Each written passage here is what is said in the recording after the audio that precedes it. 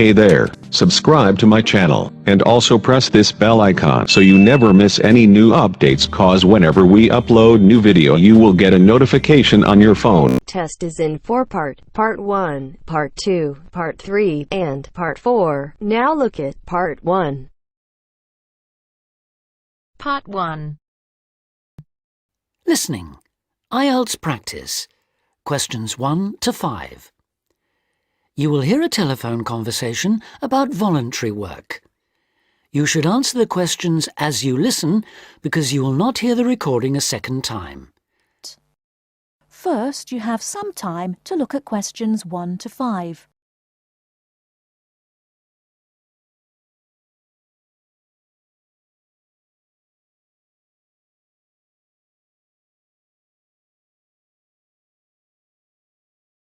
Listen carefully and answer questions 1 to 5. Hello, Volunteers Worldwide. How can I help you? Hello. I'm ringing to find out about opportunities for doing volunteer work. Could you give me some information, please? Yes, certainly. But before I do, I need to ask you for a few personal details. That's just because the opportunities open to you are dependent on your age and on what qualifications and skills you have. That's fine. So, if you could just start by telling me your name and age. Okay. My name's Ben Opperman, and I'm 22 years old. Okay, and what qualifications do you have, Ben? I've got a BA degree in Social Studies. That was from the University of Kent. And I'm a qualified teacher. I've just completed my PGCE, my postgraduate certificate in primary education. And you're interested in doing unpaid voluntary work rather than a full-time job with our organisation? Yes, that's right. I'd like to do voluntary work before I start looking for a more permanent job. How long were you hoping to work for us for? I was thinking of 2 years at most. OK. Well, for people in your age group, we have 2 programmes: Global Youth Contact and Youth for Action on Development. GYC, Global Youth Contact, is a 6-month exchange programme which provides opportunities for young people from different countries to work together in local communities. I see. But that's only a 6-month programme. That's right. But our other programme, Youth for Action on Development, requires people to volunteer for a year at least. On this programme, most of the placements are for 12 or 18 months. That'd be the programme I'd go for. OK. Now, do you have any other skills or special interests that might be useful for the kind of work we do? Well, I've done a lot of conservation work in the area where I live. Good, that's useful to know. And I belong to a wildlife protection group. Right, that could be very helpful. Before you hear the rest of the conversation, you have some time to look at questions 6 to 10.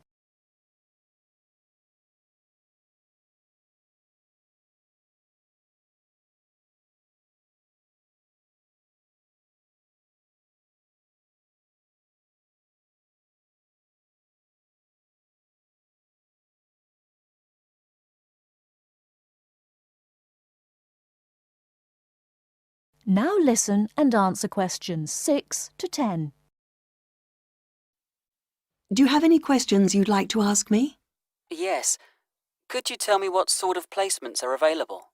Well, all our placements are related to the 4 main areas that we work in. That's education, health, social participation and employment. Education sounds like the obvious choice for me. And if I wanted to go ahead and apply to work on a programme like this, what do I have to do? OK, well, our selection procedure is quite a lengthy process, I'm afraid. It can take up to 9 months. We get many more applicants than we have placements for, so we need to make sure that we get the best people for the kind of work we do. It's very important to realise that voluntary work like this is not an easy option. Although you'll have a brilliant experience with us, you are expected to work hard and make a real contribution. It is not just sitting around enjoying a different culture. Of course, I understand that. OK, so if you're interested, I can send you an application pack. You complete the forms and send them back to us. If you are shortlisted, we invite you to come for an interview. That's normally in January. Assuming you're successful, we then start looking for a suitable placement. While we're doing this, we ask you to raise some funds of your own, so that you end up contributing about 2/3 of the cost of your training and travel. OK, fair enough. I suppose people get sponsorship, do they?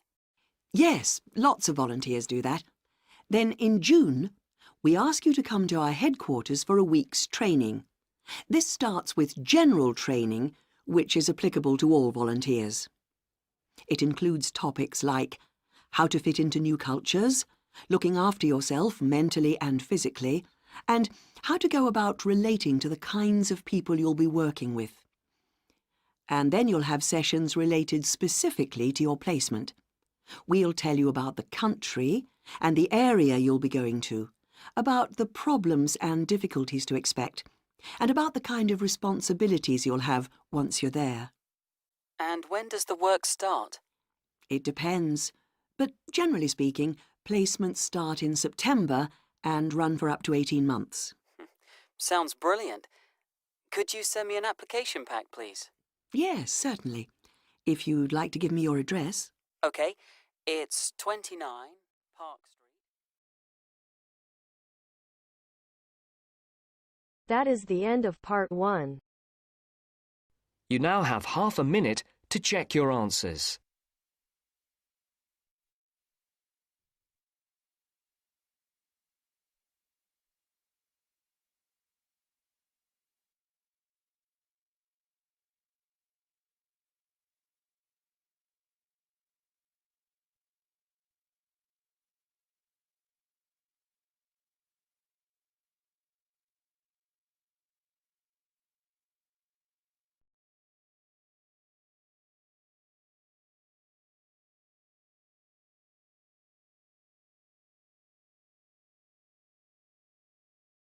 Now turns to part 2.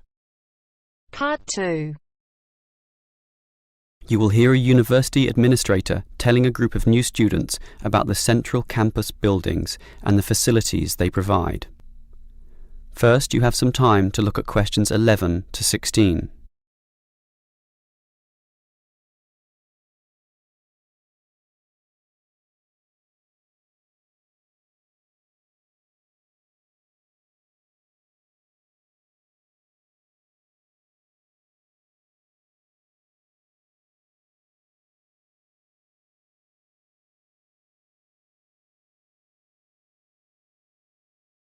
Now listen carefully and answer questions 11 to 16. Welcome everyone to the Brandon Complex, the geographical and, we could say, spiritual heart of this university. This is basically where everyone eats too, as you can see by looking around. There are many different cuisines here, Chinese, Indian and Middle Eastern, plus the usual fare of a local type, all in that corner over there.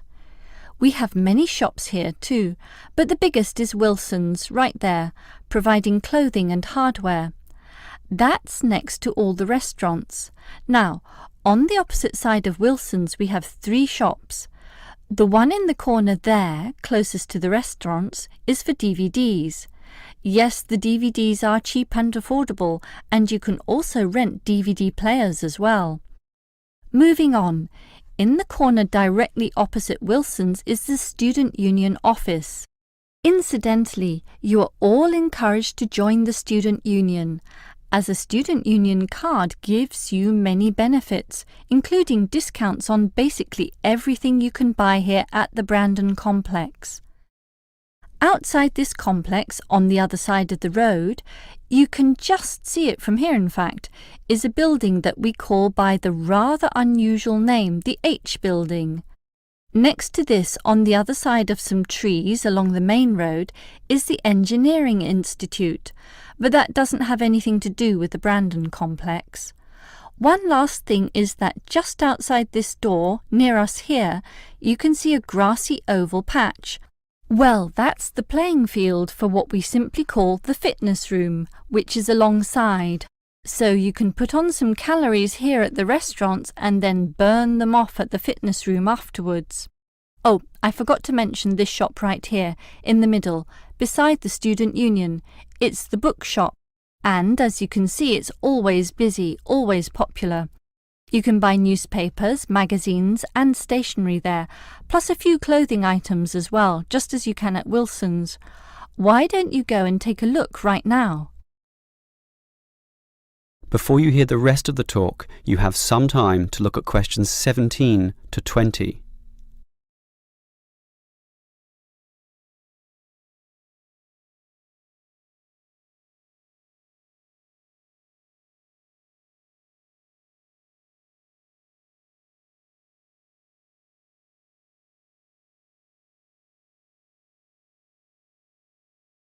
Now listen and answer questions 17 to 20. Now, I'd like to tell you a bit more about one of the buildings here, namely the H building. Despite its bland name, you might be interested in what goes on there. It is our main recreational centre, with halls, offices and space available for a variety of activities, mostly for those who want to get fit. For example, if you're interested in yoga, you're in luck, since 4 days a week there are free yoga classes. They have several levels, so if you're a beginner, you'd have to start with that. You can check the schedules on the wall there. Yoga used to be at night, but now it's in the mornings, but not on Wednesdays. Along those same lines, there's aerobic dancing in the afternoon. This shares the same room as the badminton games, which are on Mondays, Wednesdays and Fridays. The aerobics are on the alternate days, Tuesdays and Thursdays, and it's not restricted at all. Everyone is welcome to join, although the instructor may divide you up, of course, according to ability. And, just to show how diverse the H building is, there's even some spiritual solace available there, inside the multi-denominational prayer centre, with individual booths and a variety of holy scriptures and texts available to read from all the major religions of the world. That's open all day over the weekend, but not at night time, when the rooms are for private booking. Finally, for those of you of a cerebral nature, the University Chess Club operates at night. That's open from 8 p.m. every, is it Wednesday or Monday? No, sorry, Friday. And I think it closes at about 11:30 p.m. So, there's something for everyone in the H building. That is the end of part 2. You now have half a minute to check your answers.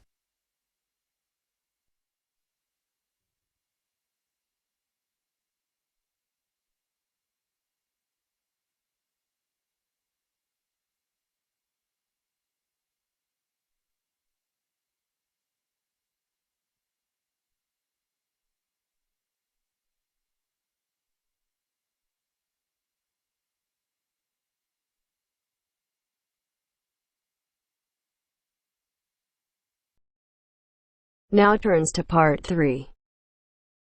Part 3. You will hear part of a radio programme in which the manager of the Apollo Leisure Centre is interviewed about the centre.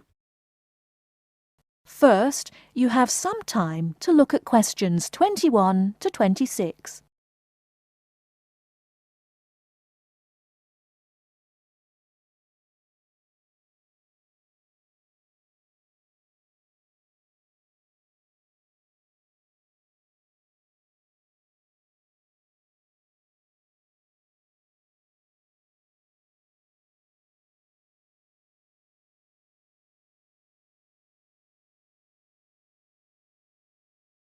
Now listen carefully and answer questions 21 to 26. Next, I'd like to welcome Carol Brown, manager of the Apollo Leisure Centre. Carol, welcome. Thank you.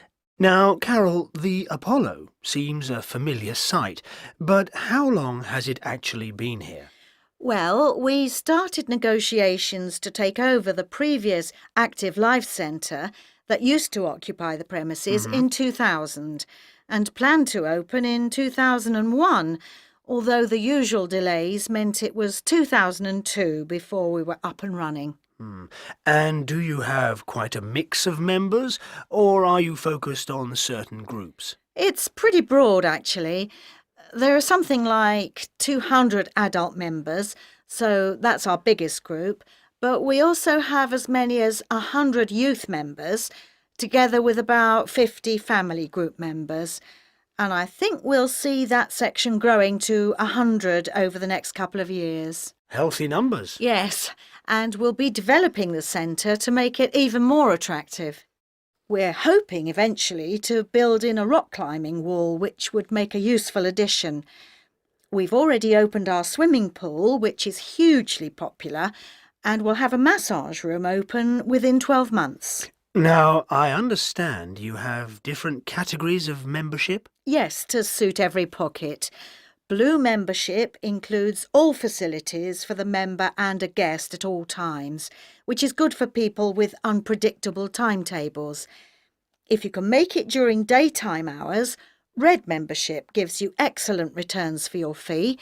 As for only half price, you can use all the facilities during the day, and they're actually less crowded then. Green membership is designed for people who are only able to come infrequently, and so, of course, costs less. And there are chances to socialise? Oh, certainly. Our cafe is very popular and is a nice place to wind down and chat after working out or whatever. In fact, while it used to shut at 8, we've extended that to 9 now, with last orders taken at 8:30. It serves a whole range of food and drink. So if someone wants to join, what do they do? Come and see us. We'll give you all the details. The induction process takes about an hour and a quarter, which includes 3/4 of an hour on average with a personal trainer, and something like half an hour being shown round the different facilities. So we'd be well looked after? Definitely.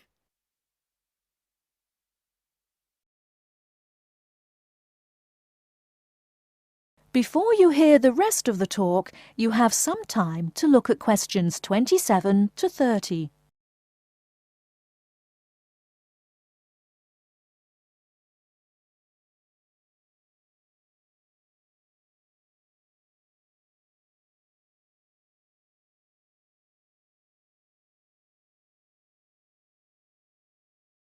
Now listen and answer questions 27 to 30. OK, now, Carol, can you give us some idea of what we could expect to get as members of Apollo? Sure. Well, let's take next Monday as an example. The early evening would begin with the programme of classes. Of course, members would also be at liberty to do their own thing. I'm just talking about the listed classes that we'll be offering. So let's say you're free to turn up at 4 p.m. You could spend an hour in a class that we call gentle exercise. This isn't a hard workout, as you might be imagining it, but a session designed for those who perhaps are not used to rigorous classes and would like something to ease them in. Right. The next thing on offer will be starting at 5, and again, it'll last for an hour. In contrast, this is what we simply call weightlifting. It's certainly not for softies, but this strenuous session is, of course, carefully monitored, and we wouldn't let anyone do anything silly. Oh, well, that's reassuring. And then, kicking off at 6:15, you'll be welcome at a class aimed at promoting better lifestyles, which we run under the banner of healthy living. We'll give you all sorts of useful advice about just living better. Oh, sounds easier than working out. And probably at least as important. And rounds the evening off nicely. Oh no, we still have one more offering. These days, so many people are working, frankly, more than they should be, and we try to combat the stress that creates by encouraging those who can to take part in the class we call relaxation. You can learn lots of helpful techniques for staying calm when you think everything's going terribly. Now you're talking. So we'll see you on Monday. Now...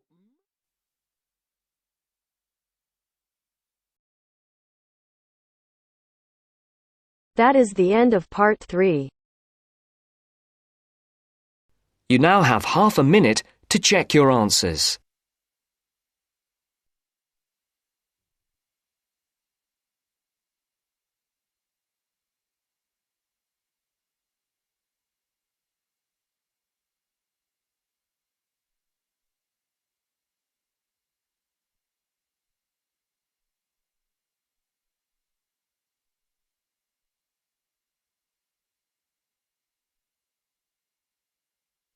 Now turns to part 4. Part 4. You will hear a talk about stray cats. First, you have some time to look at questions 31 to 40.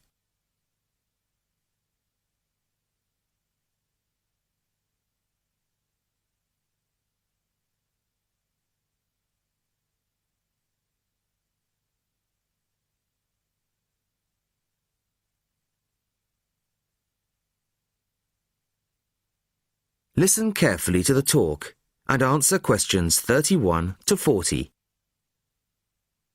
Good evening. I'd like to introduce Laura Dunkswell of the Feral Cat Association. Laura has just returned from spending 3 months in Italy, where she has been working with local organisations to improve conditions for some of the estimated 1.5 million ownerless cats currently thought to be at large there. Thank you very much. The principal problem regarding this issue is much the same in Italy as it is in other countries. Public awareness. The general public have become so used to the sight of ownerless cats in poor condition wandering their streets that they simply don't recognise it as a problem. While some will put out scraps of food, the majority see feral cats in much the same light as, say, seagulls, a form of local wildlife which is of no particular concern to or responsibility of the human population. Of course, there are plenty of individuals who do take responsibility for cats in their areas, providing appropriate food, emergency veterinary treatment, and perhaps indoor shelter. But these people can only provide support for a fraction of the vast numbers of feral cats that exist. So, what's to be done? Find loving family homes for all feral cats? Well, that would be wonderful, of course, but unlikely to happen anytime soon. The two main focuses of our work are sterilisation and education. Sterilisation is usually only performed on female animals.